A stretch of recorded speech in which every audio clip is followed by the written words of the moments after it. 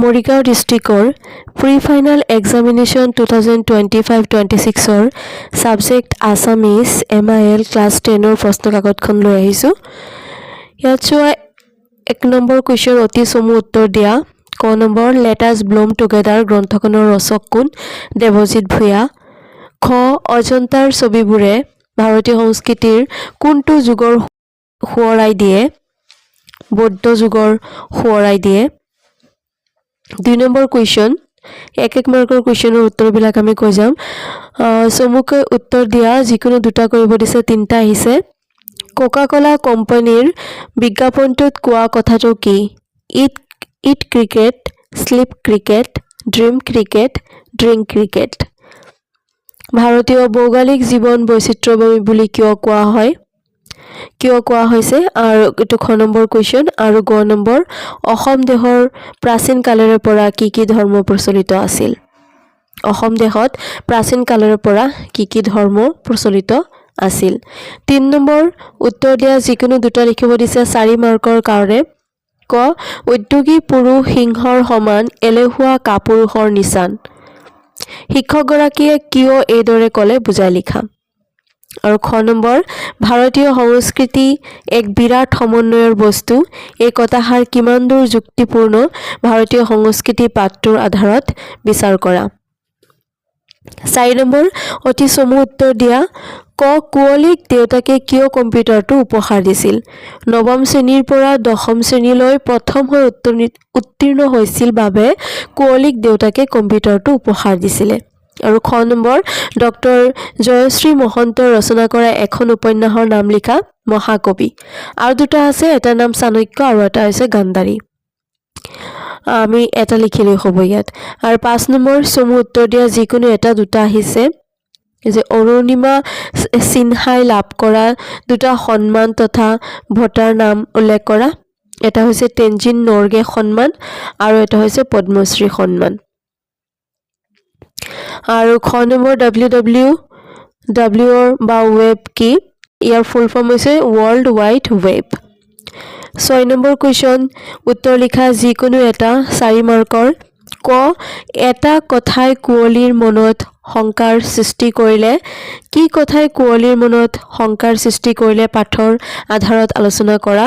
খ number question ইমানখিনিলৈ আহি আৰু উভতি যোৱাৰ প্ৰশ্নই নুঠে, যি হয় দেখা যাব। কথাষাৰৰ বক্তা কোন?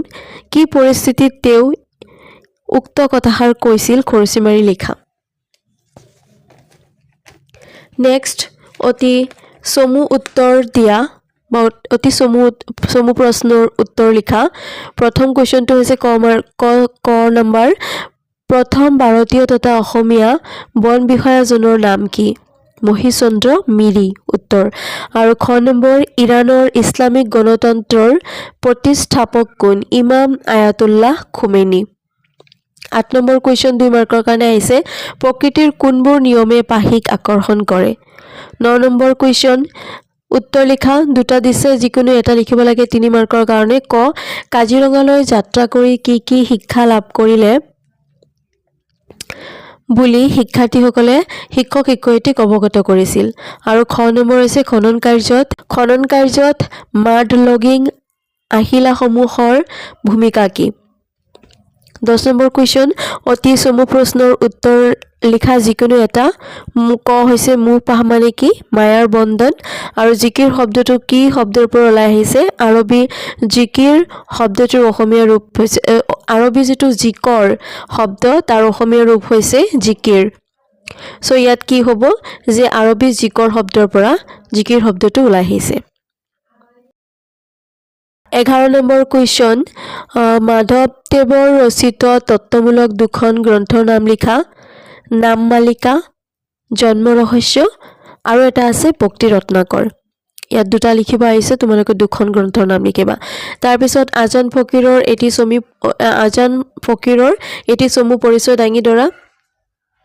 2 মাৰ্কৰ কাৰণে এটা জন্ম লিখিবা, জন্ম ঠাই লিখিবা, তেখেতে কি লিখিছে, এটা দুটা লিখিবা, মৃত্যু লিখিবা, হৈ গ'ল 2 মাৰ্কৰ কাৰণে। তাৰপিছত ব্যাখ্যা কৰা যিকোনো এফাকি দুটা দিয়া আছে আমি 1 নম্বৰটো চাওঁ তোমাৰ চৰণ দুই মোৰ মহাধন ভকত জনেৰ নিজ তুমিহে জীৱন খ নম্বৰ পানী মৰে পিয়াহত অগ্নি মৰে জাৰত খুদা ৰচুল লুকাই আছে মুমিনৰ আৰত দুটাৰ পৰা যিকোনো এফাকি ব্যাখ্যা কৰিবা 13 নম্বৰ ৰঘুনাথ চৌধুৰীৰ মৰণোত্তৰ কালত প্ৰকাশিত হোৱা কবিতা পুথিখনৰ নাম কি তেখেতৰ ৰঘুনাথ চৌধুৰীৰ মৰণোত্তৰ কালত কবিতা পুথি এটা প্ৰকাশিত হৈছিল আৰু এটা গল্প প্ৰকাশিত হৈছিল সো তাত দুটাত কনফিউজ নলগাবা কবিতা পুথিখনৰ নাম আছিল মনাই বৰাগী গল্পটোৰ নাম বেলেগ আছিল খ নম্বৰ অসমীয়া সকলে কিহেৰে তৈয়াৰী পেপা বজায় মহৰ শিঙেৰে তৈয়াৰী পেপা বজায় গ দুষ্যন্তৰ কবিতাটিৰ কবিজনৰ নাম হৈছে হৰে কৃষ্ণ ডেকা 14 নম্বৰ যিকোনো এটা প্ৰশ্নৰ উত্তৰ দিয়া যিকোনো দুটা প্ৰশ্নৰ উত্তৰ দিয়া ইয়াত তিনটা দিয়া আছে ক হৈছে সৈয়দ আব্দুল মালিকৰ ৰচিত কাহিনীৰ আধাৰত নিৰ্মিত হোৱা দুখন চলচ্চিত্ৰৰ নাম লিখা এটাৰ নাম হৈছে মমতাজ আৰু এটাৰ নাম হৈছে জেতুকা পাতৰ দৰে খ নম্বৰ প্ৰশস্তি কবিতাটিৰ কবিয়ে কিয় আৰু কাৰ প্ৰশস্তি কৰিছে 2 মাৰ্কৰ কাৰণে লিখিবা আৰু গ নম্বৰ হৈছে বৰ শান্তিত আছো এই প্ৰজাতিত কবিতা ফাঁকিৰ অন্তৰ্নিহিত ভাৱ বুজাই লিখা হল এতিয়া 15 নম্বৰ কোৱেশ্চনলৈ আগবাঢ়িছো মই অসমীয়া কবিতাটিৰ সাৰাংশ লিখা 4 মাৰ্কৰ কাৰণে আহিছে নাইবা প্ৰশস্তি কবিতাটিৰ মূল ভাৱ লিখা 16 নম্বৰ তলৰ প্ৰশ্নবোৰৰ উত্তৰ লিখা 1 মাৰ্কৰ 10টা কোৱেশ্চন আহিছে ব্যাস বাক্য লিখি সমাহ নিৰ্ণয় কৰা যিকোনো এটা কি আহিছে চোৱা অনাতাৰ ৰাধা কৃষ্ণ চক্ৰপাণি মই গুটেখিনি কৈ দিছো অনাতাৰ বহুব্ৰীহি সমাহ নাই তাৰ যাৰ কি হৈছে অনাতাৰ ৰাধা কৃষ্ণ ৰাধা আৰু কৃষ্ণ এটো হৈছে ইতৰেতৰ দ্বন্দ্ব সমাহ চক্ৰপাণি চক্ৰ আছে পানীত যাৰ এটো হৈছে পানী মানে হাত আমাৰ হাত যি আছে ইয়াক পানী বুলি কোৱা হয় মূৰ্ধন্যত হচৈকাৰ পানী বহুব্ৰীহি সমাহ খ নম্বৰ তলৰ যিকোনো এটাৰ সন্ধি ভাঙা ইয়াত তিনটা দিয়া আছে উৎহাৰ উৎ প্লাস হাৰ উদ্ধাৰ ব্যঞ্জন সন্ধি আৰু এটা দিয়া আছে গায়ক গৈ যোগ অক গায়ক ওয়াদি সন্ধি আৰু এটা হৈছে শংকৰ যোগ অব্দ শংকৰাব্দ স্বৰসন্ধি এটো হয় গ নম্বৰ তলত দিয়া যিকোনো শব্দৰ মূৰ্ধন্য হ হোৱাৰ কাৰণ লিখা যুধিষ্ঠিৰত কি আছে মূৰ্ধন্য হ আছে এটো সত্যবিধিৰ উদাহৰণ উপসৰ্গৰ পিছত থকা দন্তীয়া হ মূৰ্ধন্য হ হৈছে ৰামায়ণ এটো নত্যবিধিৰ উদাহৰণ ৰৰ পিছত থকা দন্ত্যান্ন মূৰ্ধন্য হৈছে তাৰ পিছত কৃষ্ণত এটো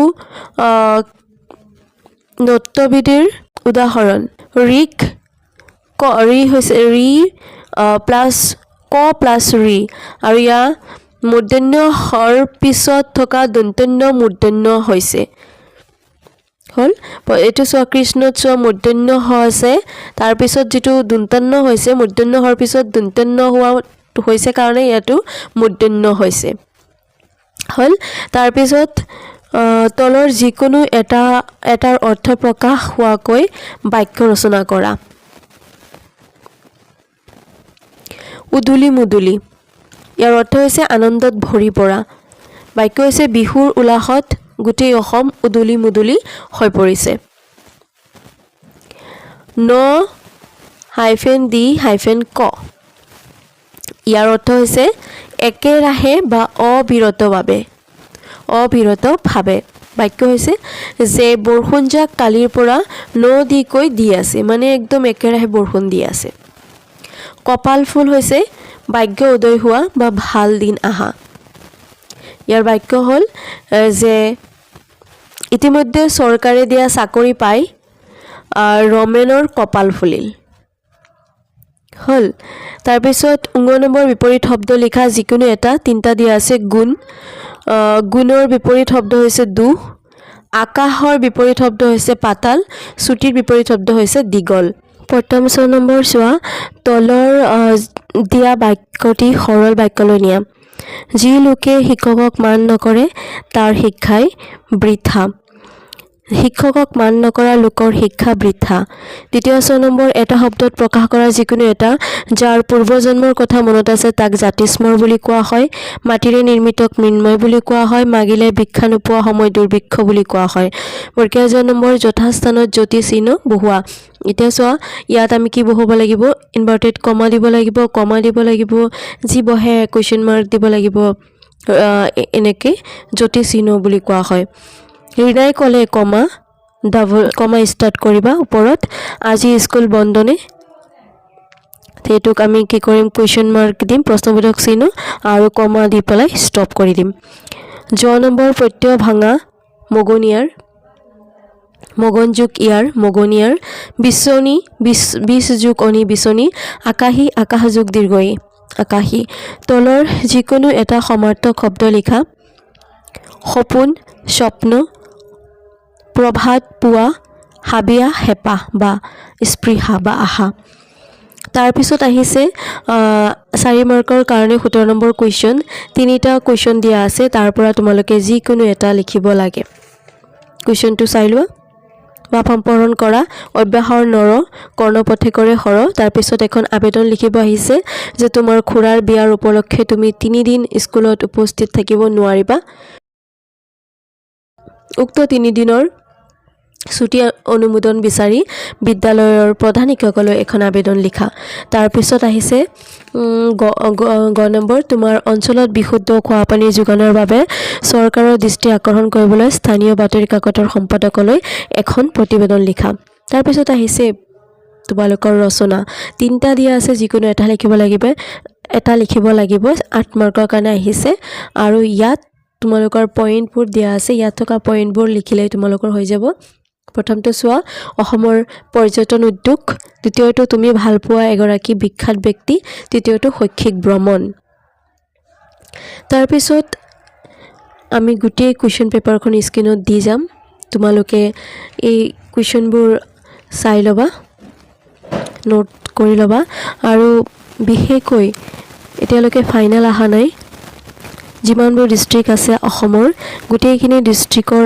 কুৱেশ্চন পেপাৰটো আমাৰ চেনেলত আপলোড হোৱা আছে সো তোমালোকে সেই কুৱেশ্চনবোৰ একত্ৰিত কৰি তাৰ পৰা শিকি ল'বা ঠিক আছে সো আজিৰ ভিডিঅ'টো ইমানতে সামৰিলোঁ ধন্যবাদ